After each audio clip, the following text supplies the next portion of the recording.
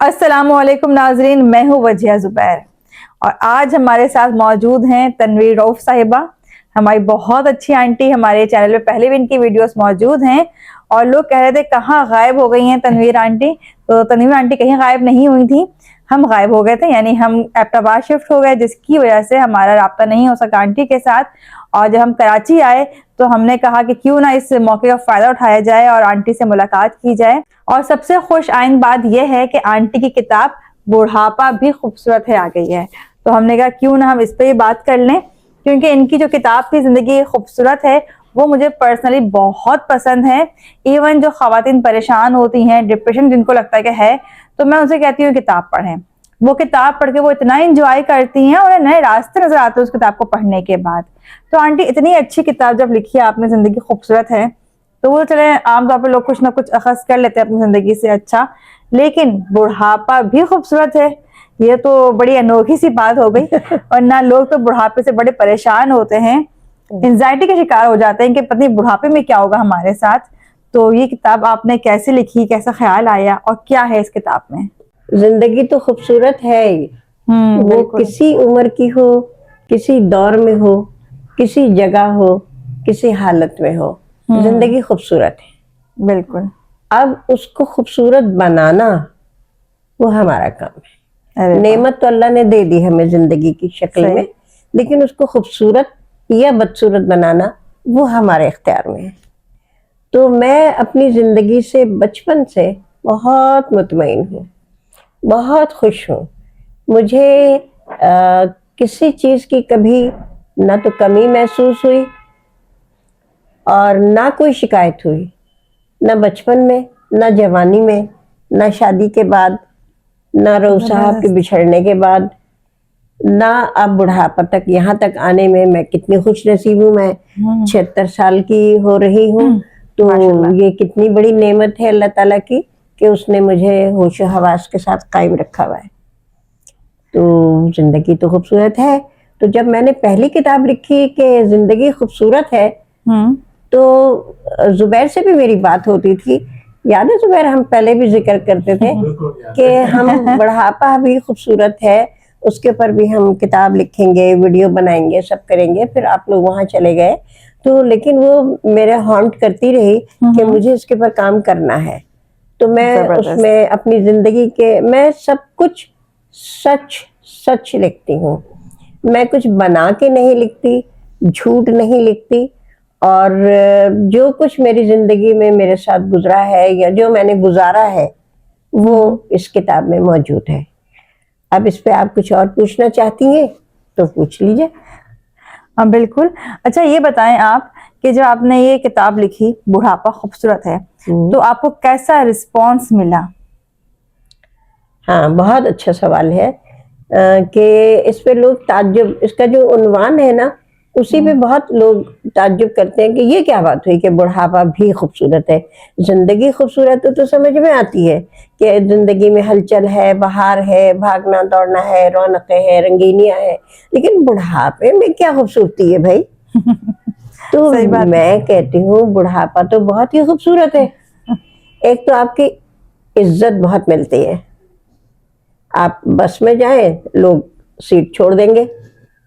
आप बाजार में जाएं, अम्मा अम्मा कह के वो इज्जत करेंगे। बेशक लूट ले, पैसे ज्यादा ले कोई बात नहीं, लेकिन यह है कि इज्जत बहुत मिलती है। ये अल्हम्दुलिल्लाह हमारा माशरा जो है वो बुजुर्गों की इज्जत करता है। तो जब आपको इज्जत मिले तो और क्या चाहिए। अच्छा आप मुझे बताएं, इस किताब को लिखने में आपको कितना अरसा लगा और कितनी आपको मेहनत करनी पड़ी इसको लिखने में? हाँ वजीहा बेटे, मेहनत तो मुझे बिल्कुल नहीं करनी पड़ी, क्योंकि मुझे कुछ सोचना ही नहीं पड़ा। अच्छा। जो गुजरा, जैसे गुजरा, जो महसूस किया वो मैंने लिख दिया। और जहां तक लिखने का कि कितने अरसे में लिखी, तो मैंने ये सोच के नहीं लिखा था कि मैं कितने अरसे में इसे कंप्लीट करूंगी। बस जो याद आता गया मैं कलम बंद करती चली गई, और जो मेरी जिंदगी में गुजरता रहा उसी को लिखा है मैंने। अच्छा अच्छा, कोई मुश्किल ही नहीं हुई। सही। अच्छा आपने अपनी एक पोस्ट में लिखा था कि इसकी प्रूफ रीडिंग में आपको काफी टाइम लग गया। अच्छा, वो जिक्र भी आपने इसलिए किया था कि जब लोग किताब आपसे खरीदते हैं आपकी, तो वो डिस्काउंट की बात भी करते हैं। याद है आपको अपनी पोस्ट? तो आपने लिखा था उसमें कि इसकी प्रूफ रीडिंग में मुझे बहुत मेहनत करनी पड़ी। वो हर राइटर को बहुत मेहनत करनी पड़ती है प्रूफ रीडिंग में। बिल्कुल। तो जब कोई आपसे डिस्काउंट मांगता है और आप इतनी मोहब्बत से, आपकी चीज इतनी मेहनत है, जाहिर सी बात है आपने अपनी जिंदगी में जो कुछ आपके साथ हुआ उसको याद करके फिर उसको एक अच्छे अंदाज में लिखना। वो कहते हैं ना कि जैसे खाने की हम बात कर रहे होते हैं, अब खवातीन है, देखने वाली भी खवातीन हमारी हैं, अब हम कहते हैं खाना पकाना एक फन है और उसको पेश करना उससे बड़ा फन है। बेशक। तो आपकी जिंदगी में जो मसाइल गुजरे या जो खुशियां आपकी जिंदगी में आई, जो कुछ भी हुआ वो तो आपके साथ हुआ, लेकिन जिस खूबसूरत अंदाज से आपने पेश किया ये आपकी एक बड़ी खूबी है। तो उस पर जब लोग आपसे कहते हैं भाई किताब आप मुझे हमें फ्री में दे दें या डिस्काउंट दे दें, तो आपको कैसा लगता है उस वक्त? बहुत गुस्सा आता है, बहुत बुरा लगता है, बहुत तकलीफ होती है कि मेहनत की कोई कदर नहीं है, इल्म की कोई कदर नहीं है, किताब की कोई कदर नहीं है। और बड़ी मैं लफ्ज़ इस्तेमाल तो नहीं करना चाहती कि वो बड़े उससे बेतकल्लुफ़ी से कह देते हैं कि किताब दे दें। भाई अब मेरे फंक्शन हुआ था, किताब की लॉन्चिंग सेरेमनी थी, तो उसमें कुछ आए अहबाब, उन्होंने कहा किताब दे दें। मैंने कहा, मैंने वो ना फॉर सेल लगा दिया था अलग, तो वहाँ पे वो थी, मैंने कहा वहाँ रखी है। तो उस पर उन्हें बहुत बेइज्जती महसूस हुई कि आपने हमें उंगली से इशारा करके कह दिया कि वहाँ से ले लें और आपने हमें किताब नहीं दी। मैंने कहा फ्री तो मैं किसी को दूंगी ही नहीं। लेनी है तो कीमत अदा करो, ले लो, नहीं तो जिंदगी तो मेरी है, मेरे पास रहेगी, मुझे क्या तकलीफ दे रही है। बेहतरीन, सही बात है। देखें, एक ये बात तो वाकई में मतलब हमें तल्ख हकीकत है हमारे माशरे की ये कि हम खाने पीने में, बाकी चीजों में तो पैसे बड़े मजे खर्च कर देते हैं। जो हमने खा लिया वो चला गया, अब हमारे पास उसका कुछ है नहीं। लेकिन जब हम किताब खरीदते हैं, वो जब तक हम हैं वो हमारे साथ है, हम उससे फैज़याब हो रहे हैं। और मुझे इस खाने पे याद आया कि आपने मुझे बताया जब आपकी किताब की रोनमाई हुई थी तो आपने अपने अचार भी रखे थे। हाँ, बिल्कुल सही कह रही हो। मैंने अपने बुढ़ापे का एक प्रोग्राम ये बना लिया है कि सर से पैर तक हमें मसरूफ रहना है, क्योंकि बुढ़ापे के साथ आज़ा कमज़ोर होते हैं, याददाश्त कमज़ोर होती है, निगाह कमज़ोर होती है, तो आसाब कमज़ोर होते हैं। तो उसके लिए मैंने ये सोचा कि ऐसा काम करूं कि जिसमें सर से पैर तक मैं मसरूफ रहूं, हाथ पैर आँख सर पाँव हर चीज़, क्योंकि बहुत मेहनत करनी पड़ती है और बहुत तवज्जो देनी पड़ती है कि भाई अब वज़न उसका देखना पड़ता है, जल न जाए, फट न जाए, ख़राब ना हो जाए, साफ़ सुथरा हो, गंदा ना हो। तो इसमें जो है मेरी तमाम जो जिस्म के आज़ा हैं, हमारा नर्वस सिस्टम है, हमारा मोटर सिस्टम है, ये सब जो है ये एक्टिव रहता है, जिसकी वजह से हमारी सेहत बहाल रहती है और मनफी ख्यालात जो है उससे हम बचे रहते हैं। अच्छा, जब भी कहते हैं कि अचार डालना किसी आम खातून का काम नहीं हो सकता, ये कोई सुघड़ खातून ही हो सकती है जो काम करे। ये जिसने कहा वो सुघड़ होंगे भाई, हमारा तो सुघड़ापे से कोई दूर दूर तक ताल्लुक नहीं है। नहीं, वो तो खैर आंटी के घर को देख के अंदाजा होता है कितनी सुघड़ है माशाल्लाह से।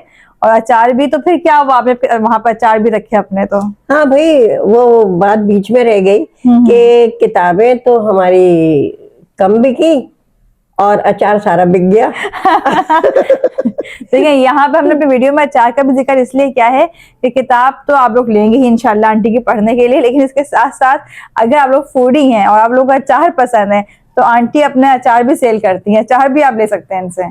अच्छा, आप आंटी आप बताएं कि अचार आप कौन कौन से डालती हैं और क्या खुसूसियत है आपके अचार की?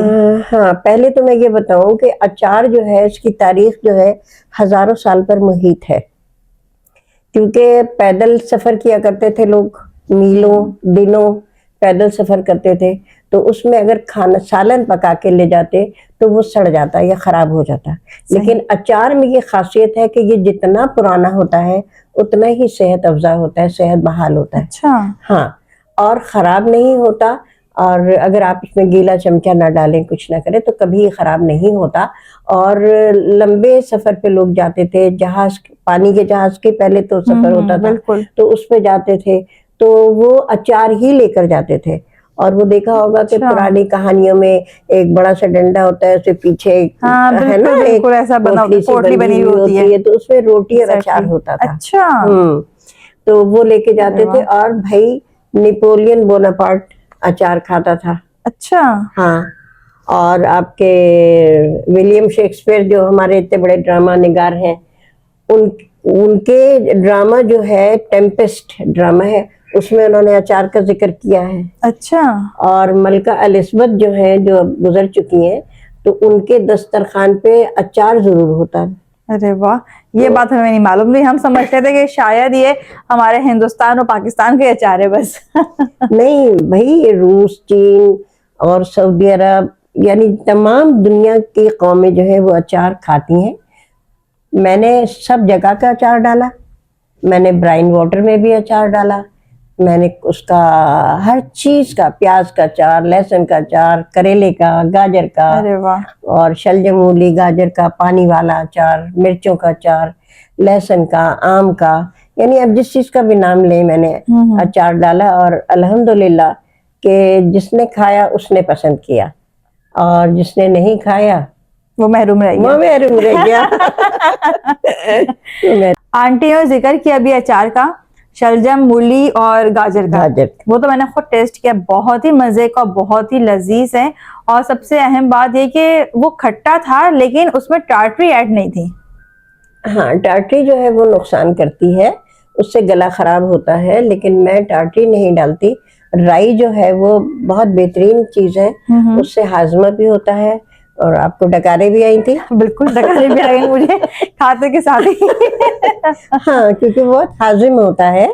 और उसमें नींबू का रस डालती हूँ मैं खट्टा करने के लिए अचार को, और उसमें ये राई जो है ये बहुत काम करती है।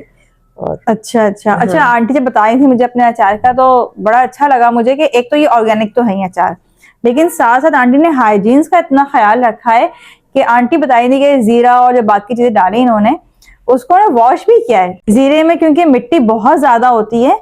और जब आंटी ने बताया मुझे कि मैं जीरा धो के डाला, तो मुझे ख्याल आया कि हम जब बाजार के अचार खाते हैं वो कहाँ इतनी मेहनत करते होंगे कि उसको धोएं, सुखाएं और फिर वो उसको ऐड करें अचार के अंदर। तो ये सिर्फ और सिर्फ ऑर्गेनिक ही नहीं, आपने हाइजीन्स का ये मुकम्मल ख्याल रखा है इसके अंदर। क्योंकि मेरे नाना हकीम थे। अच्छा। हाँ, और मेरी अम्मी को भी बहुत हिकमत से अम्मी नाना को हेल्प किया करती थी, तो वो चीज़ मेरे अंदर इनबॉर्न है। और मैंने इन चीज़ों को सफाई का बहुत ज़्यादा ख्याल रखा।